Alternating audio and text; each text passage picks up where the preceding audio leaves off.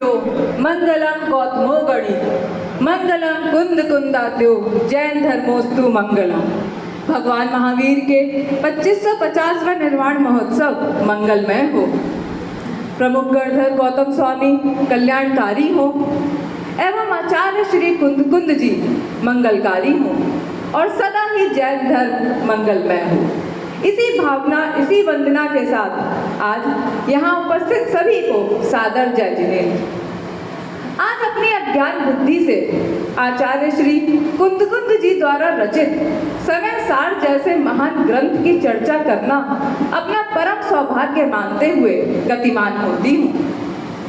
तीर्थंकर की आध्यात्मिक परंपरा में आचार्य श्री कुंद जी का नाम बहुत ही गौरव से लिया जाता है और समय सार जो एक अपूर्व आगम ग्रंथ है, उसका मुख्य उद्देश्य भेद विज्ञान का ज्ञान कराना है और आत्मा को मोक्ष मार्ग की ओर बढ़ाना है।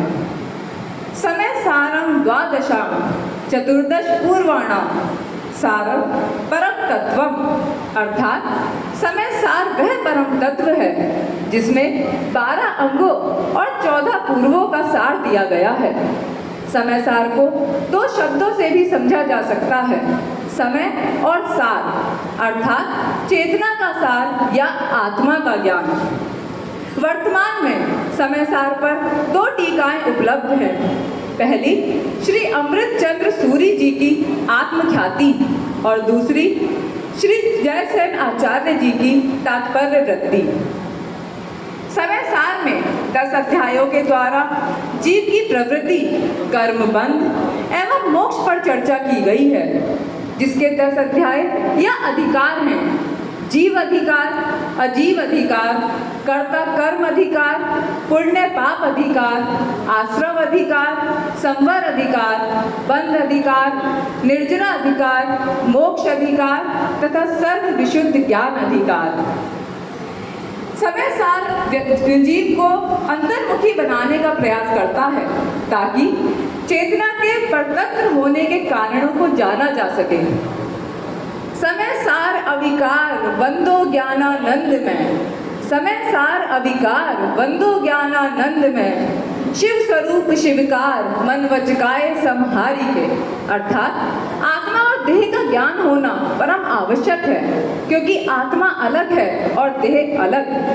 देह आत्मा का पर्याय मात्र है। प्राणी अपने शुभ अशुभ भाव से, कर्म वचन काय से की जाने वाली क्रियाओं के प्रभाव की उत्पत्ति से और संस्कारों के संचय से ही पर्याय धारण करता है। तभी वह देवगति, मनुष्य गति, तिर्यंच गति और नरक गति धारण करता है। ये ही तत्व आश्रम और बंध कहे जाते हैं।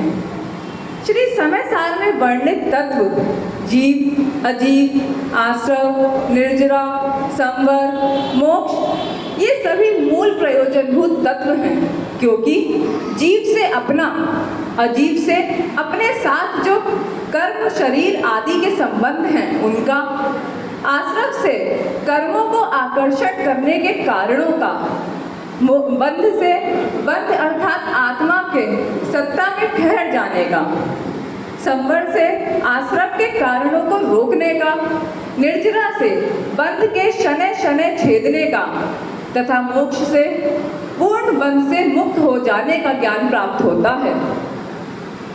समय सार में वर्णित निश्चय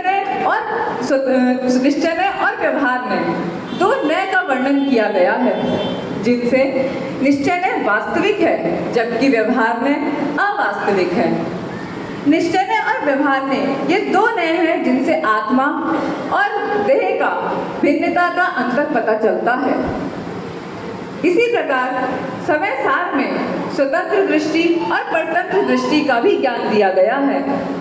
जो आत्मा स्वतंत्र दृष्टि से मानी जाती है वह निश्चय है और जो आत्मा परतंत्र दृष्टि से मानी जाती है वह व्यवहार में है। इसी प्रकार जो आत्मा स्वतंत्र है वह समतापूर्ण जीवन का आधार है और जो आत्मा परतंत्र है वह द्वंद्वात्मक जीवन का आधार है। निश्चय ने आत्मा को पुद्गल के रूप में देखता है, क्योंकि उसके अनुसार आत्मा में पुद्गल का कोई गुण नहीं होता। आत्मा रस रहित, रूप रहित, गंध रहित, शब्द रहित तथा अदृश्यमान है। इसी प्रकार समय सार के लिए ये भी कहा गया है कि समय सार पूरी तरह से हमारे चित्त, हमारी चेतना को वर्णित करता है। सिद्धालय में राजते सर्व सिद्ध समुदाय, सिद्धालय में राजते सर्व सिद्ध समुदाय, सत स्वभाव के संत धनी नमो हृदय उमगाए।